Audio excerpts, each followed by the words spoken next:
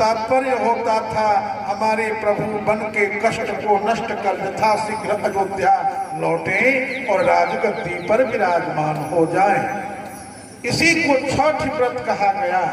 सायं प्रातः समाहिता, सायंकाल खरना करके पहले दिन उपवास रहकर हविष्यान्न भोजन कर बिना सिला हुआ वस्त्र से निर्मित प्रसाद बनाकर भोग लगाकर एक बार ग्रहण कर अर्घ्य देना है। दूसरे दिन फिर दिन भर और तीसरे दिन पुनः सूर्यार्घ्य देकर व्रत को पूर्ण करके पारण करना है। इसका वैज्ञानिक रहस्य इतना सुंदर है सज्जनों कि सूर्य मंडल में और पृथ्वी मंडल के बीच में ओजोन नाम की गैस है जो 40 योजन मोटी परत है, जो सूर्य किरणों को धरामंडल पर आने में फिल्टर करके आने देती है।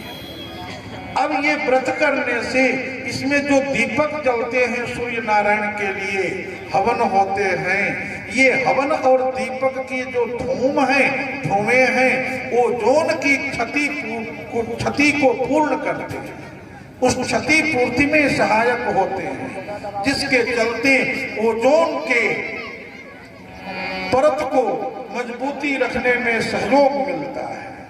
सारे नर नारी जब आध्यात्म से जुड़कर प्रभु के प्रत्यागमन के लिए अनुष्ठानबद्ध होकर दीप जलाते हैं, अर्घ्य देते हैं, हवन करते हैं, तो उसी से ओजोन की परत की क्षति पूर्ति हो जाती है, जिससे पर्यावरण में सुंदर संतुलन बना रहता है। छठ माता के व्रत में एक माताएं गीत गाती हैं। ये पारंपरिक गीत है, इसका बड़ा सुंदर महत्व। माताएं कहती हैं, सुगना के मरबो धनुष से सुगना जल्दी मोरुगा, सुगना के मरना धनुष से सुगना जल्दी मोरुगा, सुगना जल्दी मोरुगा। इस गीत का एक अंश है, पद्यांश है। विचार करते हैं इस पद्यांश पर। यदि सुगना को मारना ही लक्ष्य था तो बाण से मारना कहना चाहिए था, धनुष से मारने की बात क्यों कही गई? सुगना के मरबो हम बाण से, लेकिन बाण से नहीं कहा, मरबो धनुष से। धनुष से कोई सुगा मरेगा, बाण से मरेगा। इसका मतलब इस तोते को मारना लक्ष्य नहीं है। प्रेम में उपालंभ में प्रियतमा, प्रियतम के विरह में विरह दग्धा होकर, विरहिणी नायिका होकर प्रियतम के वियोग में तोता जब प्रियतम का नाम उच्चारण कर रहा है तो कहती हैं, अरे मत बोल प्रियतम का नाम, क्योंकि प्रियतम कुंवरी के हो गए हैं, अब प्रियतमा राधा के नहीं रह चुके हैं, और नहीं मानेगा ना तो अरे तुमको धनुष से मारेंगे, बाण से नहीं। क्योंकि मारना होता तो बाण से मारने की बात आती, धनुष से मारने की बात इस पद्यांश में कही गई है। इसका मतलब मारना नहीं है। इसका भाष्य मेरे पूज्यपाद गुरुदेव बक्सर वाले श्री मामा जी महाराज कहकर, जिनको सारे विश्व के संतों ने लाड़ लड़ाया, ऐसे पूज्य गुरुदेव एक कवित्त कहा करते हैं, वो मैं उद्धृत करूंगा जिससे प्रसंग परिपुष्ट हो जाए। पूज्य महाराज श्री कहा करते, एक बार लाडली रिसाय गई लाल धूप, एक बार लाडली रिसा गई लाल धूप, जाल पर चंपा के पेड़ के तले, जा पर चंपा के पेड़ के तले,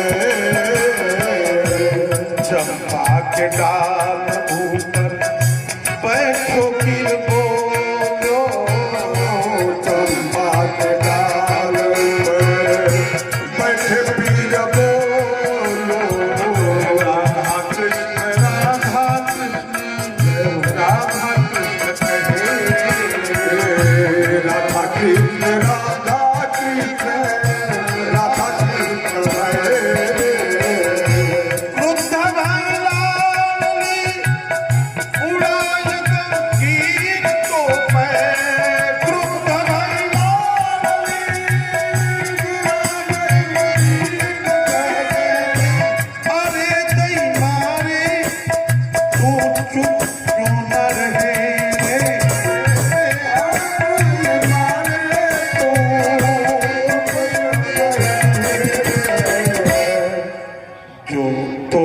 जुगलना जब भी वे पुण्य कहे तो जुगलना अपने पुण्य कहे तो हरि कृष्ण कुंवरी कृष्ण कहे कुंवरी कुंवरी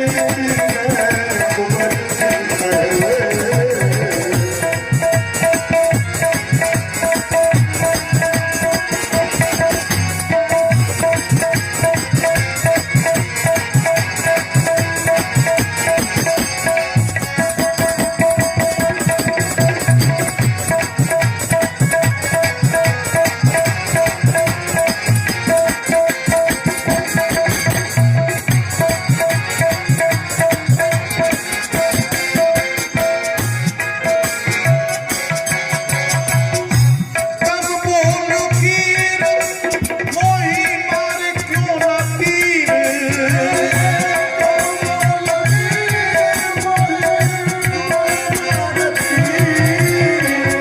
अब तुम ही तीर और तलवार के न डरे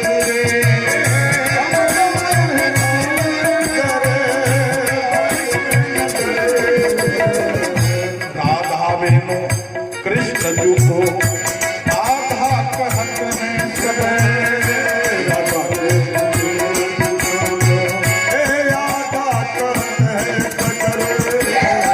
और पुराण ऋषि सप्तम अमर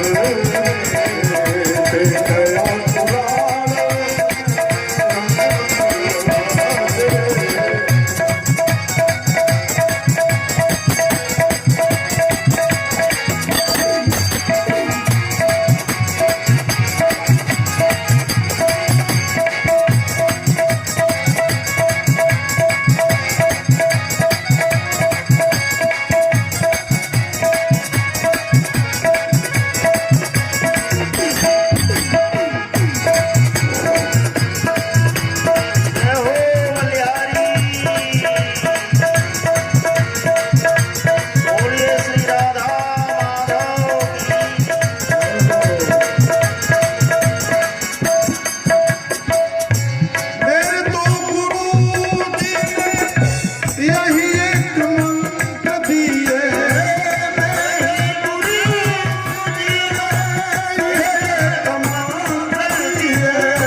राधा बिन कृष्ण भजे पाप की सोनर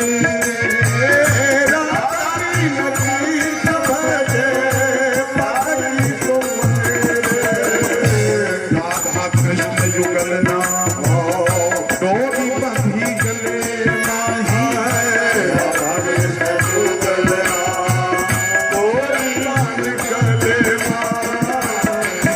चरण से सकलाई कर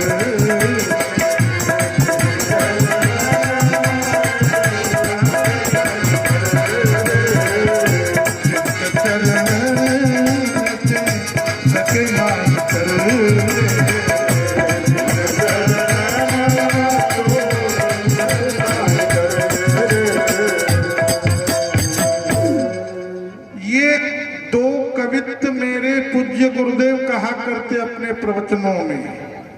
इसका आधार ब्रह्म वैवर्त पुराण का प्रमाण है। उसमें भगवान श्री महादेव ने महादेवी से कहा कि गौर तेजो बिना जस्तु श्याम तेजम समर्चयेत जपेत वा ध्यायते वापी स भवेत बात की इसमें।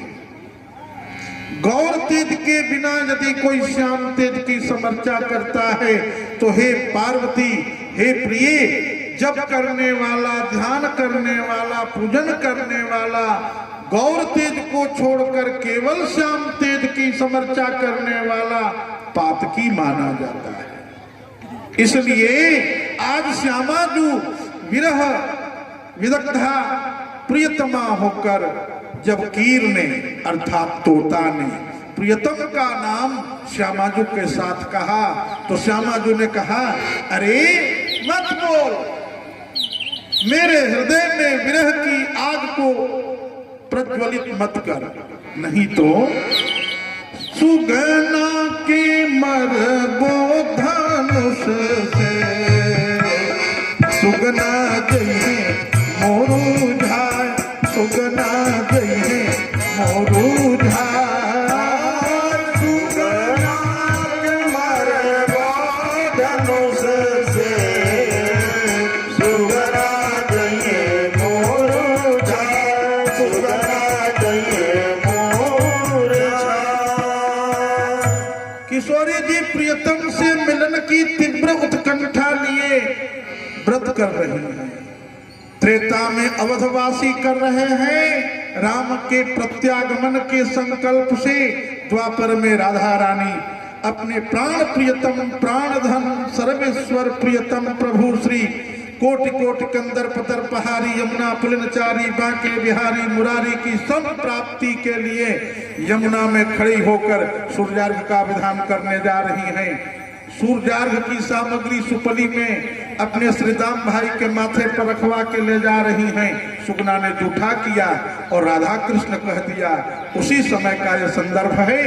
संदर्भ को न जानकर केवल पारंपरिक गीत को हम गाते हैं, पर इसमें पुराणों के वेदों के वाल्मीकि रामायण ब्रह्म वैवर्त पुराण एवं श्रीमद् भागवत के सारतम भाग सन्निहित हैं। सज्जनों, श्यामा जो कहती हैं पेन्हाना श्री दामा भैया पियरिया, दौरा घाटे पहुँचा। पेन्हाना श्री दामा भैया पियरिया, दौरा घाटे पहुँचा, दौरा घाटे पहुँचा, दौरा घाटे। पियरिया क्यों पहनो?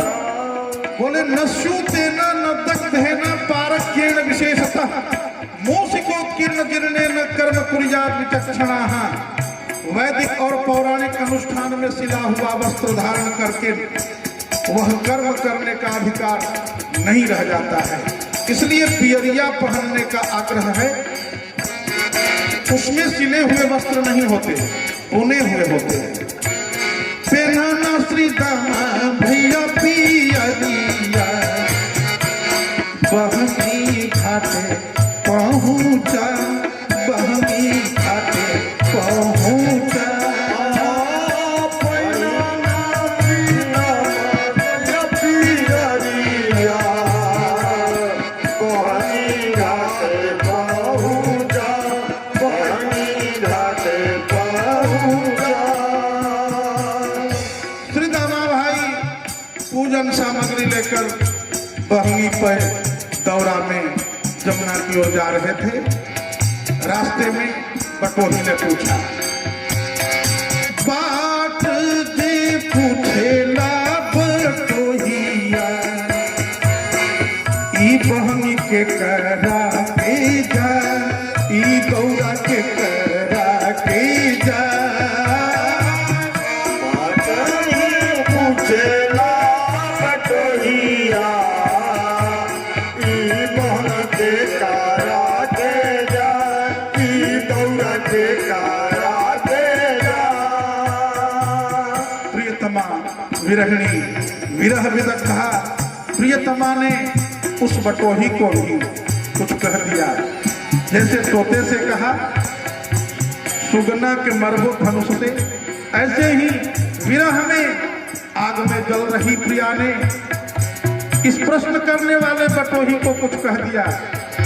आनर हवे रे बटोहिया, अरे अंधे समझ में नहीं आता ये किसकी तैयारी। आनर हवे रे बटोहिया, ई दल सूरज बल के जा, ई दल आदित्य बाबा के जा।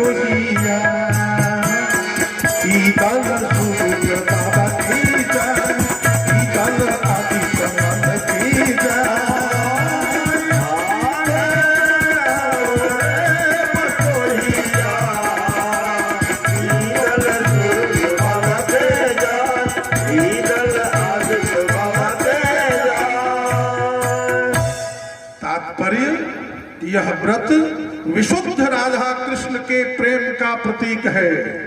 यह व्रत उत्कट तपस्या विशुद्धतम श्री प्रभु राम के प्रत्यागमन और राज्याभिषेक के लक्ष्य से किया गया एक दिव्य तप का ज्वलंत उदाहरण है।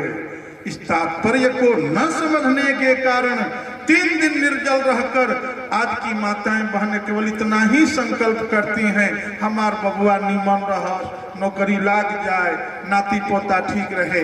ये गलत भावना है।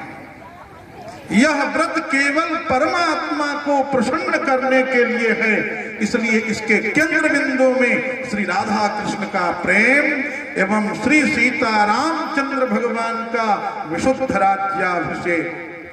मेरा आग्रह होगा खासकर बक्सर के निवासियों से कि इस साल यह व्रत जो भी करें केवल इसी शुभ संकल्प को लेकर करें कि अयोध्या में 17 नवंबर को से पहले श्री राम मंदिर का निर्णय आने वाला है।